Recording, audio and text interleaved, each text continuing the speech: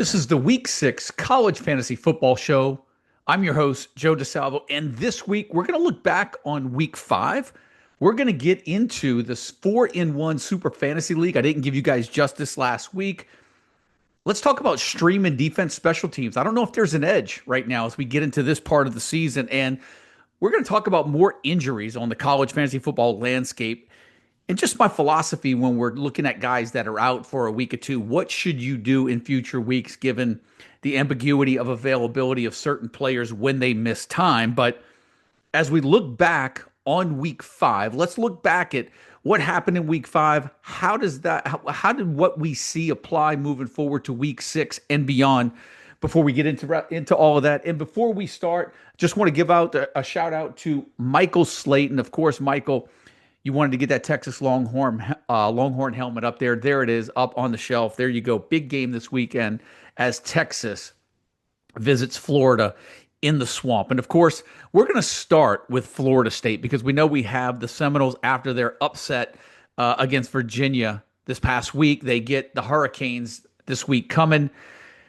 Big game between the Noles and the Canes, but let's just talk about running back Gavin Sawchuk, right? I know there's some questions going on in the Discord. Sawchuk had a big fumble last week, and whenever your running back fumbles, to me, that's a disaster in college fantasy football, especially if there's a running back two behind him. And then all of a sudden, Usman Kroma got a bunch of run last week. But the one thing that I think is key, and I think it's key to remember this, is that Gavin Sawchuk came back in and that did have a rushing touchdown after that fumble. They get Miami this week, little tougher matchup, but I do think Gavin Sawchuk stays in that running back one spot despite that fumble, even for a little bit longer, and he's too hard to pass up in that Gus Malzahn offense. Now, when we go over to TCU, remember last week, wide receiver Eric McAllister was all the rage after that huge game 2 weeks ago, and then he barely plays this week. You know, if you started Eric McAllister, you were burned. He didn't give you anything this past week. And so now his fantasy owners are wondering, oh man, are we going to have to live with this boom or bust every week? And again, we're looking at injuries, right? And so let's just kind of pause there for a second as we talk about college fantasy football injuries, right? Remember, we get these injury reports, but it's nothing like NFL injury reports. And I don't know if there's any penalty for teams lying on injury reports, but there's almost this sense in college, particularly in college fantasy football, that if a player is out for 1 week, you almost have to assume he's going to be out for 2 weeks. And I know sometimes we get reports that a player's definitely a go, and when we get the green light on that, I think it's go time, right? You get them in your lineup. But when there's that questionable status on, hey, they missed the game, are they going to be back this week? And it almost feels like you have to see a player in a game before you can start him. And it seems like I fall back to this philosophy every year, but I can't, the number of times fantasy owners get burned because a guy missed a week and then they thought he would be in the next week. And it's almost like, when you get to this point in the season, in the middle of the year, and a player misses a game, you almost wonder whether or not he's going to play next week. And, I'll just go, because this was going to be a point I was going to make later on the show. For those of you guys that have Western Michigan running back Jalen Buckley, in my opinion, this game last week against Rhode Island was supposed to be Jalen Buckley's springboard game into MAC, big season rest of the way. And then all of a sudden he shows up questionable on the injury report. He doesn't play against Rhode Island. And so now his fantasy owners have to be wondering, is he going to play this week, right? And so that's the risk that you take in college fantasy football. And now I would imagine a lot of his owners that were really looking forward to that Rhode Island matchup and before are probably going to be a little hesitant to even get him in the lineup until we see him actually play. Is the risk worth the reward, right?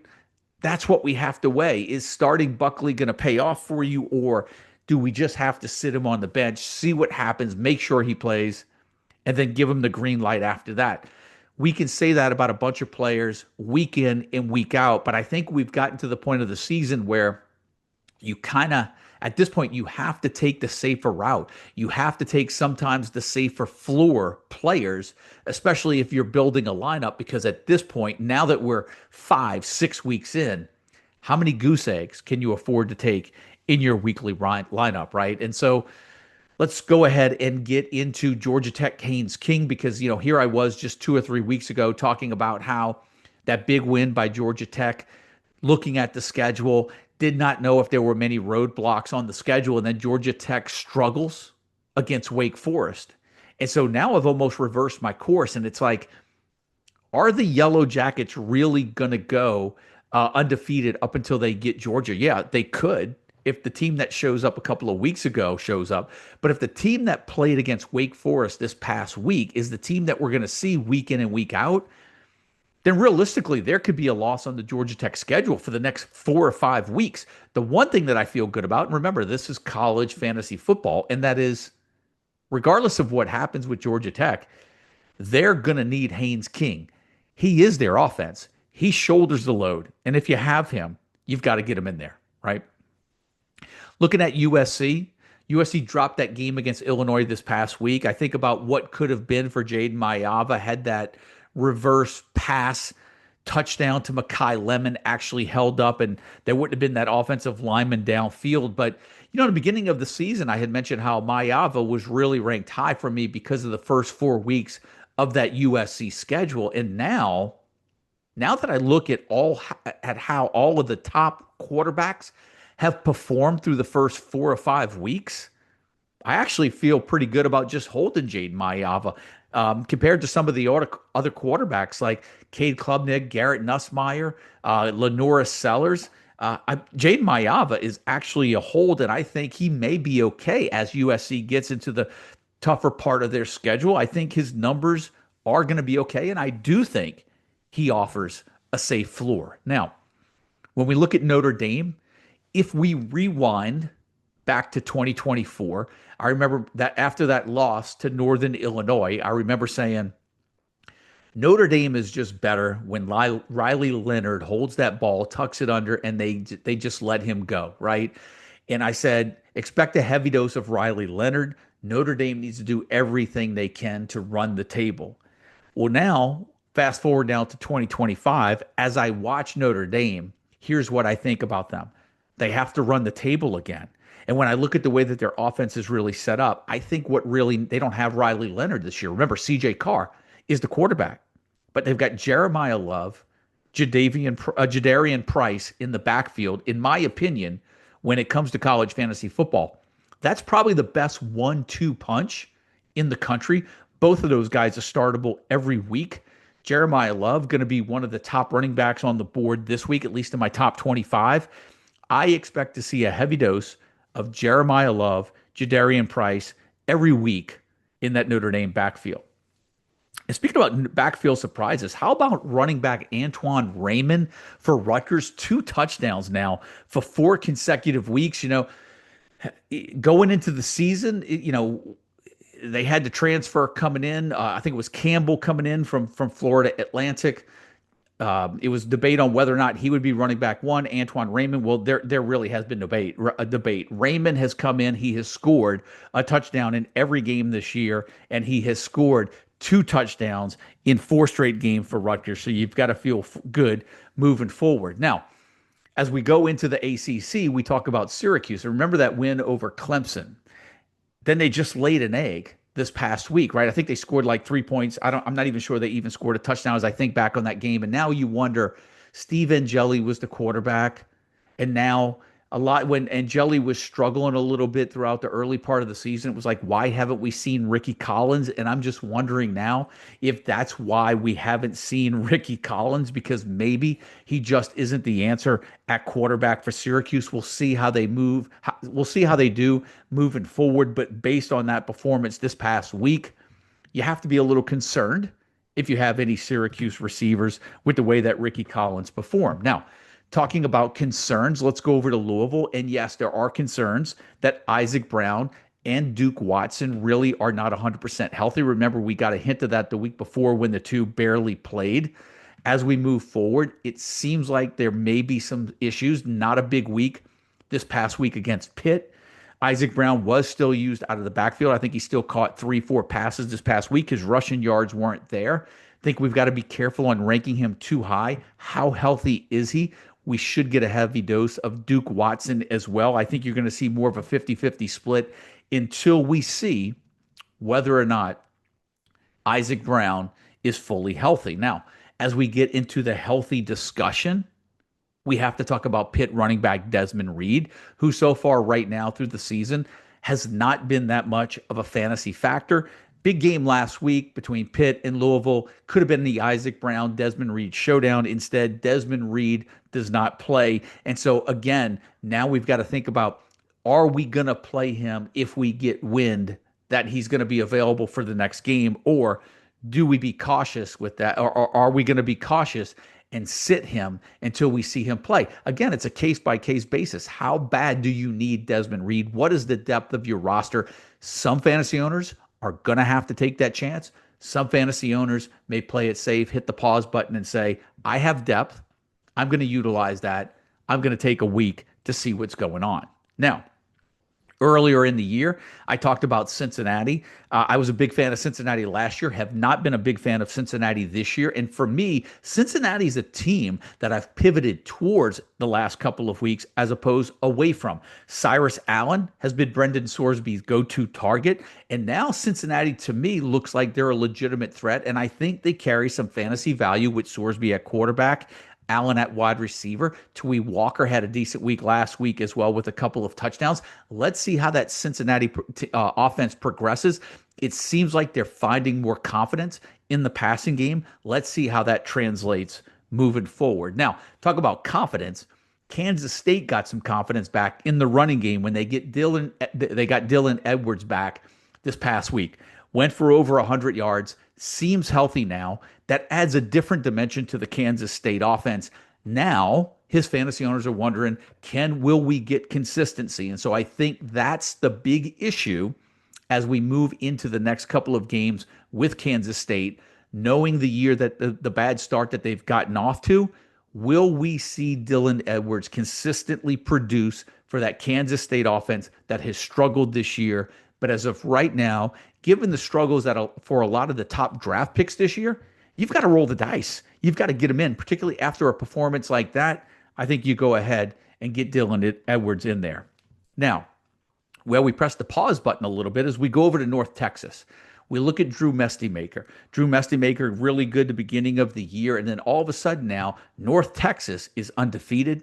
They look really good. The offense is balanced. And when I say balanced, they have more rushing touchdowns than passing touchdowns.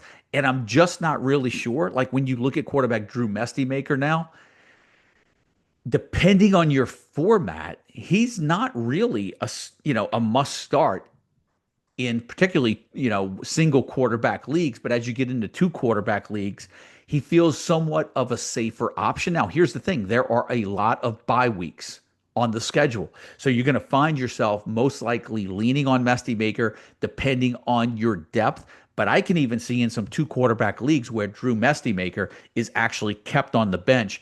North Texas playing well, balanced offense. And that's not what we want to see as college fantasy football owners. Now, what we do want to see, we go over to Utah State, quarterback Bryson Barnes, right? If you were in the position where you had to start Barnes last week against Vanderbilt, congratulations. You've got what you probably needed from him as far as like getting enough points against Vanderbilt. When Vanderbilt got the score up, Utah State was able to score some points. And here's what I think about Bryson Barnes right now. I think right now, if I had to pick 2 quarterbacks to just run the table with the rest of the year, I'm looking at Bryson Barnes and I'm looking at Old Dominion quarterback Colton Joseph. I just think those 2 guys are going to be golden from here all the way down the stretch. Now, as we look down the stretch, let's see if Ohio State running back Bo Jackson becomes a major fantasy factor during the second half of the season. He got the most work against Washington this past week. No reason to think he won't continue to get a lot of work moving forward. And let's see if he can be a fantasy factor moving forward. I still believe CJ Donaldson's going to be a threat around the goal line, but if Jackson's going to get the amount of touches that he got against Washington moving forward, I think he's startable on a weekly basis, depending on the matchup for Ohio State. Now, Ole Miss LSU. Big game in Oxford this past weekend. We mentioned on the show last week, Trinidad Chambliss looking to cement himself in that quarterback one role. Rebels beat the Tigers, and I think Chambliss rubber stamped himself as the Rebel starting quarterback, and now, to me, he's your starter from here on out. Now, you look at Garrett Nussmeier on the other end of the ball, on the other side of the ball, to me, just doesn't look right. Reports there may be something wrong with him. I completely get it. This LSU offense is not producing the way that many had predicted, the way that we had projected. And as of right now, I mean, look, not having Caden Durham certainly hurt. You're playing on the road at Oxford, not an easy game. But to me, that LSU offense right now is just scary to have any investment in right now. Now, talk about scary investment. Jackson Arnold started off the year against Baylor super hot. You looked at that game and you were like, okay, we've got a fantasy gold mine on our hands. I have to tell you, the last two games that I've seen Jackson Arnold play, I look at him and I say, that's not a good quarterback. And now I'm wondering, are we going to see Deuce Knight for Auburn, right? You almost have to think with Jackson Arnold's bad decision making, terrible pocket presence. I don't think it was the play calling. I'm just not thinking. I'm thinking that the confidence isn't there in him throwing the ball. He's not completing some easy throws. He missed that touchdown last a couple of weeks ago to Cam Coleman. He missed that easy third down conversion this past week. Takes that sack on fourth down, look like a deer in headlights. And you think to yourself, where's Deuce Knight? Where's the guy that was highly touted, that freshman? Is he going to play? Well, here's the deal. Auburn's got to bye. Then Auburn gets Georgia. And the way that I'm looking at it, if I'm an Auburn fan right now, I don't think I'm starting Deuce Knight, obviously, against Georgia. But for me, and this is what I feel Auburn's, could be looking at. And so this is for all you guys that may be looking to get ahead of this move. I think Jackson Arnold starts against Georgia. I think he struggles against Georgia. And I think he's almost like thrown into the fire in that game.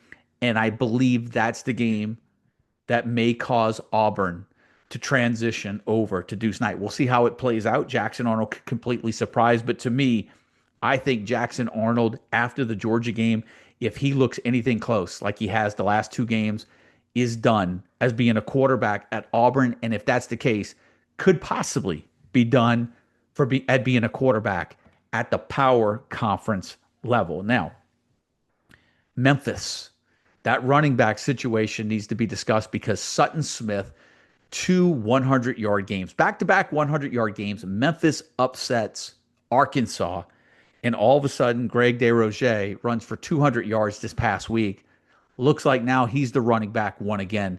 What do you do with that Memphis backfield? And look, this is one of those situations where it was great to handcuff him if you're in best ball leagues, but now if you're in redraft leagues, it's almost like, man, what do you do? Sutton Smith, DesRochers, can you really take the chance? That's a close call. That's a tough call this week. You almost have to flip a coin and you have to weigh the risk and reward out of this one. It's hard to sit DesRochers after a big game like that in their next contest. But how do you start Sutton Smith too after that kind of subpar performance? That's a decision a lot of fantasy owners are going to be, you're going to find yourselves in a dilemma for the next matchup. But that's what I feel coming out of that matchup this past weekend with Memphis. Man, some of you guys with those running backs now kind of have your hands tied a little bit, but I think you have to start DesRochers, and I think you have to hold Sutton Smith until you see another game. Now, another player that I'm really holding on and I'm souring on very quickly, we'll see if it's the matchups. We'll see if things can turn around very quickly. But Western Kentucky quarterback Maverick McIver started off, I think he had 8 touchdown passes in the first 2 games. He's only got 1 touchdown in the last 2 games.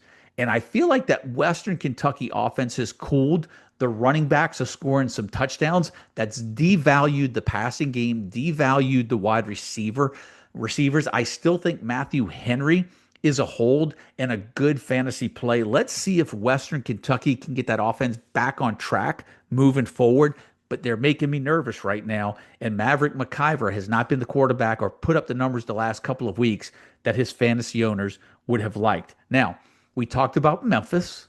We have to talk about Boise State running back situation because Dylan Riley just a couple of weeks ago had that all-world performance. I think he had 4 or 5 touchdowns, right? Then this week, I think Sire Gaines led the team in rushing. I believe it was Riley that still led the team with attempts. Sherrard still getting carries. And now I look at the Boise State backfield and I'm like, I'm not sure we can really take a chance on starting any three of these guys right now until we see this situation unfold a little bit. I don't think anyone got anything out of Dylan Riley a couple of weeks ago. I know he was probably a hot waiver ad. Count me in. I was one of those people that thought Dylan Riley had taken over at running back one given that performance. But it looks like we have an ultimate reset. And let's be honest, Boise State plays Notre Dame. So you're not going to really roll with any Boise State running back this week. So let's see what this matchup against Notre Dame does. Stanford.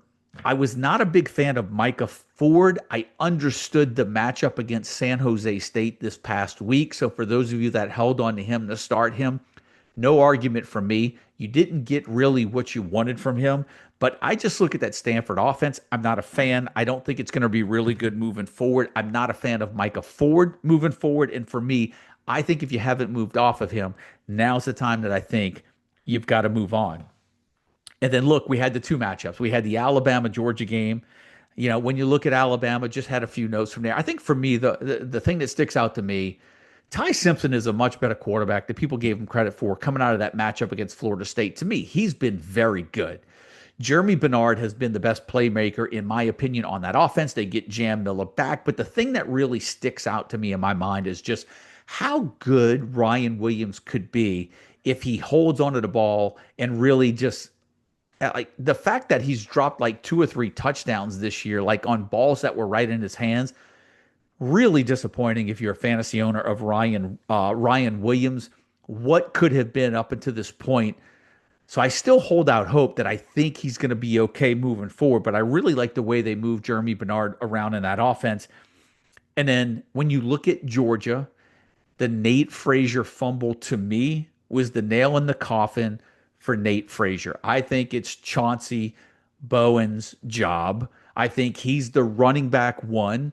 And with the way they leaned on Josh McCray too around the goal line, knowing Nate Frazier's, has a couple of fumbles this year, I think Nate Frazier's been bumped back to running back 3. I could be completely wrong, but to me, Bowens, McCray could be your new 1-2 combo in that Georgia backfield moving forward. Let's see how that plays out. But I don't feel comfortable with Nate Frazier right now as a running back, and I'm almost feeling like he may be relegated to running back 3 status. And then Penn State Oregon game, another class. I mean, we had 2 really good games to close out the weekend. The thing that stands out to me was that Oregon was just fun. DeCorian Moore, Kenyon Sadiq, they did lean on those 2 guys. And when I think at Penn State, they just could not get the running game going with Nicholas Singleton, Katron Allen. Sure, they got a little bit going there at the end.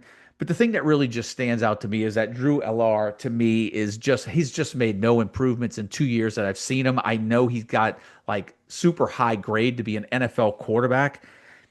I'll just be honest. I don't get it. I don't get it with Drew Ellar. I know there's a lot of like that stigma sticking with James Franklin that he can't win the big game. But I feel like, given the way that Penn State's defense played, Drew Ellar, to me, just cannot move around the pocket.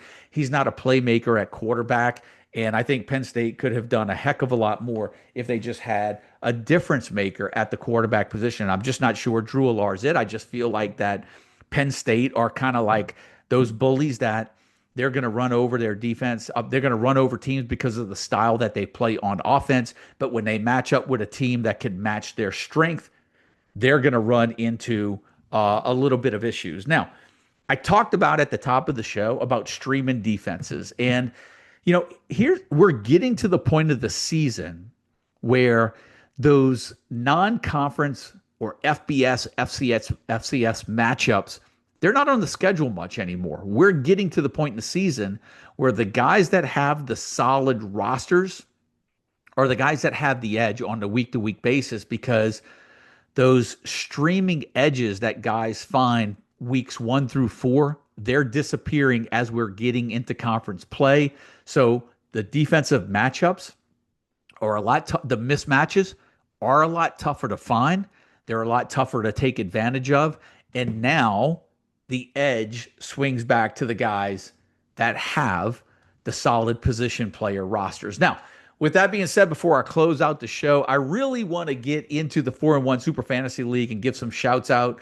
I think that's important. Different format this year, but you guys are just absolutely crushing it. I think the one thing that stands out to me when we look at the total standings, when I look at the top 13 teams, only 134 points separate first through 13. Coming in at number 1 right now, Joe Chimo.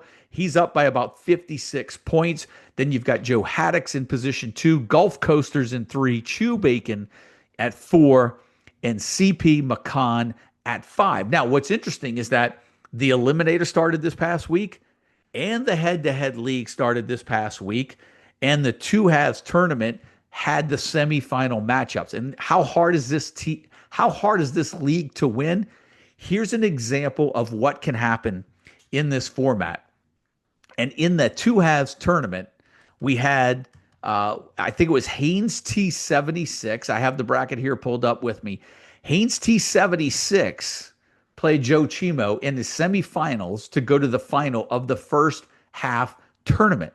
Not only did Haynes T76 lose that matchup, but Haynes T76 also finished as the 74th ranked team in week 5, and the Eliminator, only the top 72 advanced. So a team that was actually in the first half tournament semifinals, and Haynes T76, don't mean to rub it in, fella, but I'm using it as an example, made it to the semifinals, got bounced this week, and got bounced from the Eliminator in the same week. But that also speaks to how much volatility could be in the roster building on a week-to-week basis. It's wide open. Build those rosters every week. The total points league there, Eliminator, full swing. Head-to-head tournament, full swing. Two halves tournament, about to wind down. We've got the final matchup this week. But remember, everybody else that's in the top, I think it was, let me see what it is, top 60. Let me see, two halves tournament, everybody in the top 80 in the total standings, reseeded to start the second half tournament. It's new life for the top 80 teams starting, in 2 weeks. Get your lineups updated, work your way up the standings. The 4-in-1 Super Fantasy League in full swing, the season in full swing, week 6 here. Remember, 14 weeks total. Week 6 means for some of you guys that just have a 2-week playoff, we are 50% of the way through the college fantasy football regular season after this week. Bye weeks all across the board. Roster depth being challenged like never before. And add the injury situations on top of that. The one thing that I noticed, and I think it's really important to say this, and I think this is great for college fantasy football, and that is, I look at some of the standings in leagues that I'm used to seeing, organizing, and what I've noticed is that a lot of the teams who are traditionally at the top of the standings are struggling this year. And look, there's a lot of factors coming into play this year. The whole transfer portal, guys missing, injuries. What's really happened, and we really need to think about this as a college fantasy football fan base community as well. That's okay. There are some good guys. There are some guys that have traditionally have good seasons that are struggling, and some guys that have traditionally just kind of always down there in the rankings that are having a really good season. You know what? I love that. Even though I'm struggling in a couple of my leagues, I think it's fantastic because to me, that grows the college fantasy football sport. We have to sometimes be willing to say, man, we just missed it this year. We have to reevaluate our strategy. I don't know. With the top of the board in a lot of drafts this year, there were a lot of whiffs.